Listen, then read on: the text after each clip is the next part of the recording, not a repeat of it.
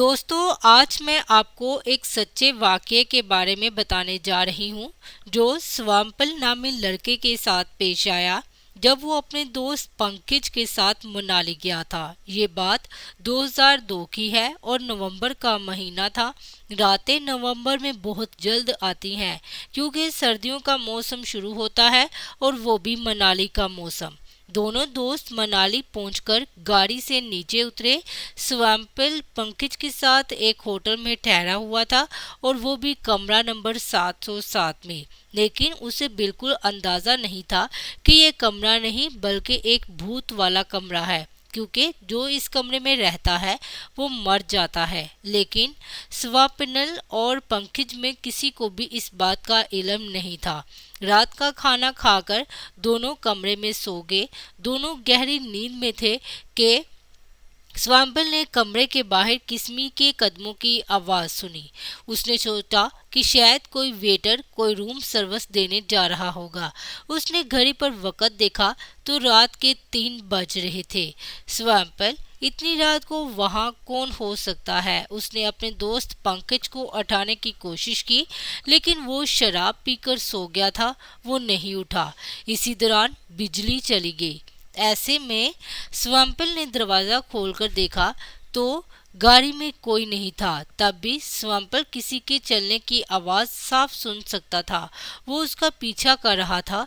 फिर उसने एक औरत की चीख सुनी। वो फौरन उसके पीछे चला गया।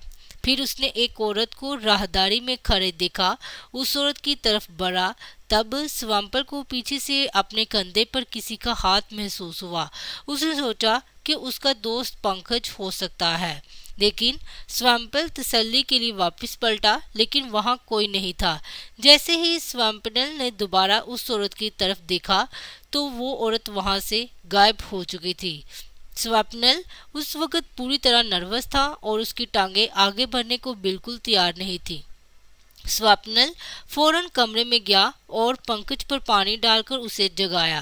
पंकज हाँफते हुए, अपना बैग पैक करो, हम यहाँ से जा रहे हैं। मैं गाड़ी में बैठकर आपको सब बता दूंगा। स्वप्निल सारी सामान गाड़ी में डालने गया और पंकज अदायगी करने रिसेप्शन पर गया। अदायगी करने के बाद पंकज भी स्वप्निल के साथ कार में बैठ जाता है और गाड़ी चलने लगती है। स्वप्निल, अरे जानते हो क्या हुआ? उसने पंकज को अपने साथ पेश आने वाला सारा वाकया तफसील से बताया। पंकज स्वप्निल के साथ होने वाले वाकये के बारे में जानकर हैरान रह गया। पंकज, खुदा का शुक्र है कि हम दोनों बच गए। स्वप्निल, हाँ तुम ठीक कहते हो। ड्राइवर के बेस में डायन अपनी गर्दन दोनों की तरफ मोड़कर, लेकिन आपका क्या ख्याल है, आप वाकई बच गए हैं? उस दौरान चुड़ैल ने कार का स्टीयरिंग मुकम्मल तौर पर तब्दील कर दिया और कार को खाई में गिरा दिया। खाई में गिरते ही पंकज और स्वप्निल की मौत हो गई। सुना है होटल के इस कमरे में एक खातून ने अपनी जिंदगी का खात्मा कर लिया था। उस औरत ने खुदकुशी क्यों की? इस सवाल का जवाब आज तक मुअम्मा बना हुआ है। चुड़ैल, हा हा हा, क्या तुम कभी इस कमरे में दाखिल होने की हिम्मत भी नहीं करते? ये कमरा मेरा है। अगर कोई इस कमरे में दाखिल हुआ तो उसकी मौत यकीनी है। तो दोस्तों, आप लोगों को हमारी वीडियो कैसी लगी कमेंट सेक्शन में ज़रूर बताइएगा।